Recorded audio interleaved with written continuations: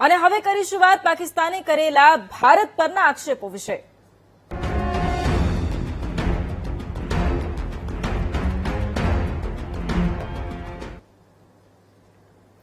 ખાવાના ફાફા છે અને તોય પાકિસ્તાને ભારતને ખોખલી ધમકી આપી છે। સિંધુ જળ સંધિને લઈ કહ્યું, અમે ભારત સામે ફરી યુદ્ધ છેડીશું। ભારતે યુએનમાં પોતાનું જૂનું વલણ જાળવી રાખતા જ પાકિસ્તાન ધુઆપુઆ થઈ ગયું છે। બોખલાઈ ગયેલા પાકિસ્તાનના સંરક્ષણ મંત્રીએ પોકળ ધમકીઓ આપી। પહેલા બિલાવલ ભુટ્ટો અને હવે ખ્વાજા આસિફે યુદ્ધની ધમકી આપી છે। પાકિસ્તાનમાં જળ સંકટ માટે ભારત પર દોષારોપણનો પ્રયાસ પણ કરવામાં આવ્યો છે। તો એક તરફ એક આક્ષેપ કરવામાં આવ્યો છે પાકિસ્તાન દ્વારા। સિંધુ જળ સંધિ મુદ્દે પાકિસ્તાન છે હવે ધુઆપુઆ થઈ ગયું છે અને યુએનમાં સવાલ ઉઠાવ્યા છે।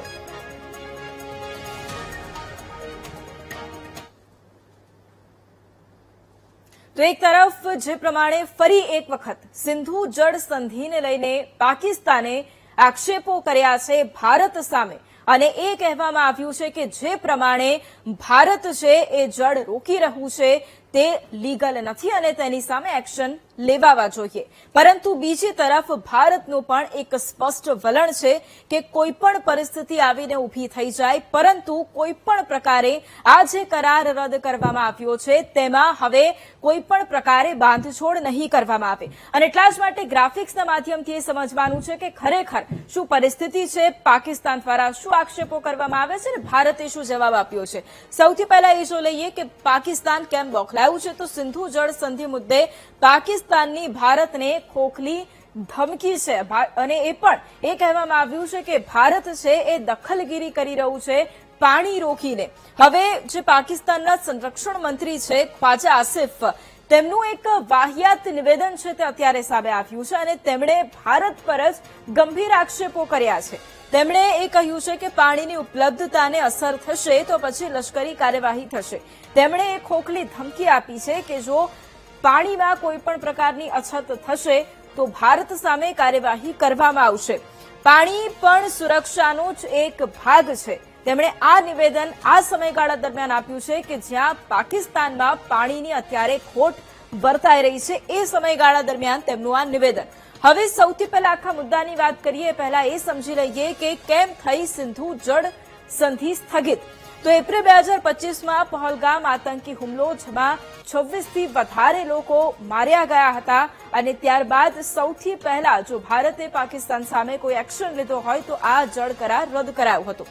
ધર્મ પૂછી અને ભારતીય નાગરિકોની એ સમયે હત્યા કરવામાં આવી હતી અને જેમાં કેટલાય નિર્દોષ લોકોએ પોતાના જીવ ગુમાવ્યા હતા અને ત્યારબાદ ભારતે ત્વરિત કાર્યવાહી કરી હતી અને આતંકી હુમલા બાદ ભારતની પાકિસ્તાન સામે કડક કાર્યવાહી પણ વિશ્વએ જોઈ હતી અને એમાંની જે કાર્યવાહી એ છે કે સિંધુ જળ કરાર છે તે રદ કરી દેવામાં આવ્યો હતો અને આતંકી હુમલા બાદ ભારતે એ સખત કાર્યવાહી કરી હતી અને એ સ્પષ્ટપણે સંદેશો આપ્યો હતો કે આતંકીઓને જે દેશ પનાહ આપે છે એમની સામે અમે સખત કાર્યવાહી કરીશું।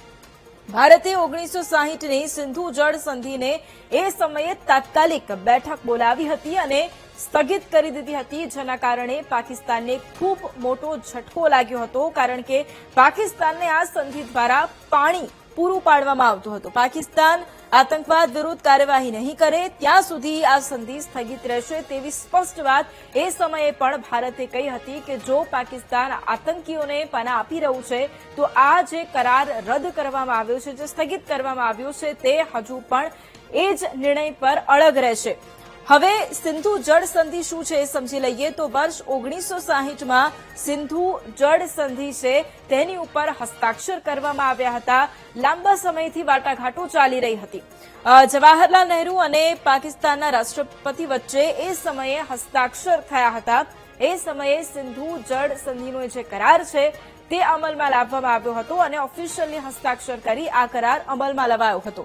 હવે આમાં સિંધુ, જેલમ, ચિનાબ, રાવી, બિયાસ અને સતલજ આ 6 જેટલી નદીઓ છે એ આમાં સામેલ છે, જેમાં કેટલીક નદીઓનું જે પાણી છે એ પાકિસ્તાનને મળી રહ્યું છે અને કેટલીકનું ભારતને મળી રહ્યું છે। પાકિસ્તાનને સિંધુ, જેલમ અને ચિનાબનું પાણી મળી રહ્યું છે। પાકિસ્તાન માટે આ પાણી જીવાદોરી પણ જીવન રેખા પણ ગણવામાં આવે છે અને ભારતને બિયાસ, રાવી અને સતલજનું પાણી પણ મળી રહ્યું છે। ભારત અને પાકિસ્તાને અલગ અલગ નદીઓનું પાણી મળી રહ્યું છે અને આટલા વર્ષોથી જ્યારે આ સંધિ જે કરાર હતો એ ખૂબ શાંતિપૂર્ણ રીતે ચાલી રહ્યો હતો ત્યારે પાકિસ્તાનમાં પાણીની ખોટ પણ નહોતી વર્તાતી. ભૌગોલિક દ્રષ્ટિએ આ નદીઓનો કંટ્રોલ ભારતના હાથમાં છે અને એટલા જ માટે ફરી એક વખત પાકિસ્તાન ધુઆપુઆ થયું છે, કારણ કે જે પ્રમાણે સિંધુ જળ સંધિ એ સ્થગિત કરીએ 1 વર્ષની ઉપરનો આ સમયગાળો થઈ ચૂક્યો છે, પરંતુ હજુ પણ ભારતે પીછેહટ નથી કરી. પાકિસ્તાન પાસે આ નદીઓમાં 80% પાણી છે. પાકિસ્તાન પાસે 80% પાણી આ નદીઓના મારફતે પહોંચી રહ્યું છે, જ્યારે ભારત પાસે માત્ર 20% જ પાણી આ નદીઓનું આવતું હોય છે. એટલે સીધો વધારે ફાયદો અહીંયા પાકિસ્તાનને મળી રહ્યો છે અને જો આ સંકટ આવે છે તો પાણીની ખૂબ જ મોટા પ્રમાણમાં તંગી પાકિસ્તાનને સર્જાઈ શકે છે. ખેતીની 90% જમીનમાં સિંચાઈ પણ આ જ પાણીથી કરવામાં આવે છે. એટલે જો અહીંયા કોઈ પણ પ્રકારે પાકિસ્તાનને તકલીફ આવે છે, આ જે કરાર છે તેના સ્થગિત થવાથી, તો સૌથી પહેલા ખેતી પાકોને નુકસાન થવાનું છે. ખાદ્ય સુરક્ષા ઉર્જા માટે પાકિસ્તાનને પાણીની ખૂબ જ જરૂર છે. એટલે જો કદાચ હવે આગામી સમયની અંદર પણ જો આ જે સંધિ છે સ્થગિત જ રહેશે તો પછી પાકિસ્તાનમાં આર્થિક સંકટ પણ આવી શકે છે. સિંધુ જળ સંધિ રદ થતા પાકિસ્તાનમાં અત્યારે સ્થિતિ શું છે એ પણ સમજી લઈએ તો સિંધ અને બલુચિસ્તાન પ્રાંતમાં અત્યારે ગંભીર જળ સંકટ ઉભું થઈ ગયું છે અને આગામી સમયમાં આ જે જળ સંકટ છે એ વધુ વિકટ પણ બની શકે છે. દેશની આશરે 1/3 જનતા તેનાથી પ્રભાવિત થવાની છે અને કેટલાય ભાગોમાં તેની અસર વર્તાવાની શરૂઆત પણ થઈ ચૂકી છે અને આગામી સમયમાં જેમ આગળ કહ્યું પરિસ્થિતિ વધારે વિકટ બનશે. બીજી તરફ નોર્થ વેસ્ટ કેનાલમાં પાણીની 64% અછત છે એ પણ અત્યારે વર્તાઈ રહી છે. જો કદાચ આગામી સમયમાં સ્થિતિ વધુ વિકટ બને છે તો પછી આગામી સમયની અંદર વધારે અછત પણ સર્જાઈ શકે છે. દાદુ કેનાલમાં પાણીની 82% અછત વર્તાઈ છે. એટલે લગભગ આખો આ ડેમ છે એ ખાલી થવાને આરે છે અને અત્યારે ખૂબ જ ગંભીર પરિસ્થિતિ આર્થિક રીતે પણ અને ખેતી પાકોમાં પણ નુકસાન જાય એવી સ્થિતિ છે. પાણીની અછતને કારણે ખેડૂતોને નુકસાન થઈ રહ્યું છે. ખેડૂતો અત્યારે ત્યાં ખૂબ મુશ્કેલીમાં મુકાયા છે, કારણ કે સિંચાઈ માટેનું જે પાણી છે તે આ જ નદીઓમાંથી પૂરું પાડવામાં આવતું હતું, પરંતુ હવે એ પાણી એમને નથી મળી રહ્યું અને એટલા જ માટે ખેડૂતોની ચિંતામાં અત્યારે ખૂબ વધારો થયો છે. ખેતી પાકોમાં પણ નુકસાનની ભીતિ છે.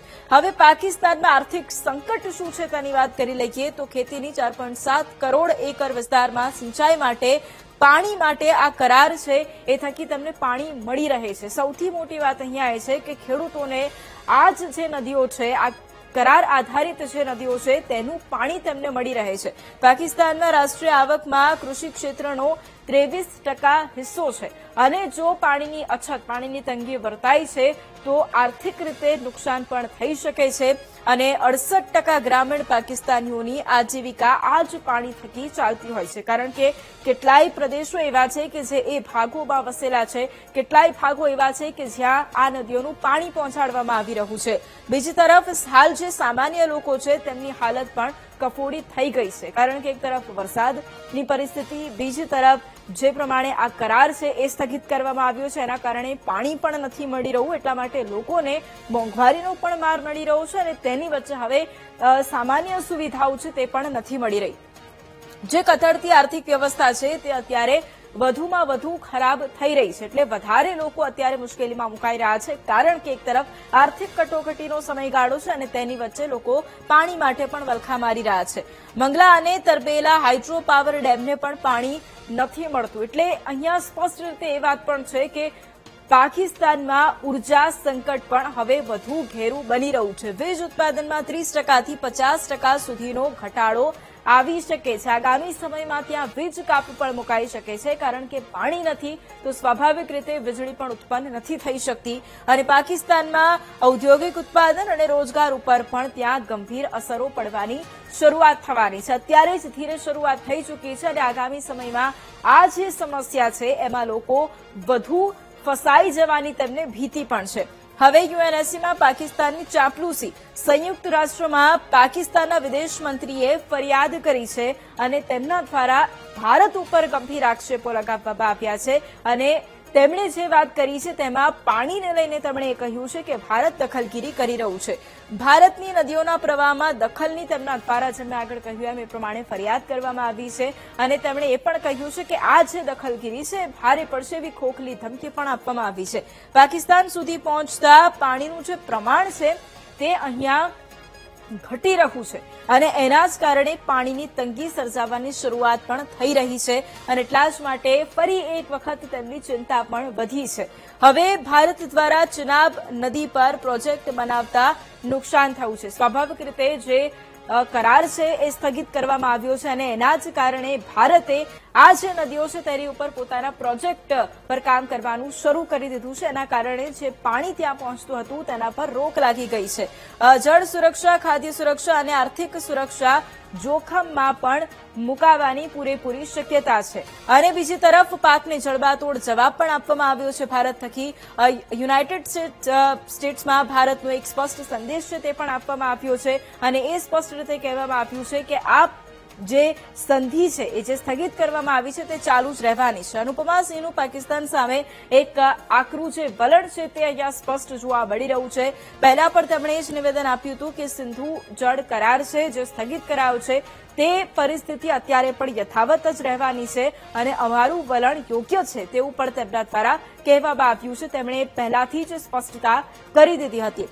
આતંકવાદને સહારો આપતા વિશેષાધિકારોની માંગ કરે તે તર્ક બહાર છે. તેમણે એ કહ્યું છે કે ભારતે પહેલા જે સ્ટેન્ડ લીધું હતું કે જે પણ આતંકવાદને પનાહ આપી રહ્યા છે દેશ સામે કોઈ પણ પ્રકારનો કરાર નહીં કરાય અને સિંધુ જળ સંધિ હવે જૂની થઈ ગઈ છે તેવી વાત પણ તેમના દ્વારા કરવામાં આવી છે. એટલે ભારતે પણ એક જડબાતોડ જવાબ છે તે આપ્યો છે. સમય જતાં કોઈ પણ તકનીકી વ્યવસ્થા સ્થિર નથી રહી શકતી. એટલે ભારતે એ વાત સ્પષ્ટ રીતે કરી છે કે જે પ્રમાણે અત્યારની આ પરિસ્થિતિ છે અને અત્યારે જે કરાર છે સ્થગિત કરાયો છે તે જ અનુસાર હવે આગામી સમયની અંદર પણ આ જ પરિસ્થિતિ યથાવત રહેવાની છે. અને એટલા જ માટે અત્યારે જ્યારે એક તરફ આ જળ સંધિની વાત થતી હોય ત્યારે 1 વર્ષથી વધુનો સમય વીતી ચૂક્યો છે અને ભારત પોતાની માંગ ઉપર હજુ પણ અડગ છે. ભારતનું એ સ્પષ્ટ વલણ છે કે જો આતંકવાદને પનાહ આપવામાં આવશે તો આ જ પ્રકારેની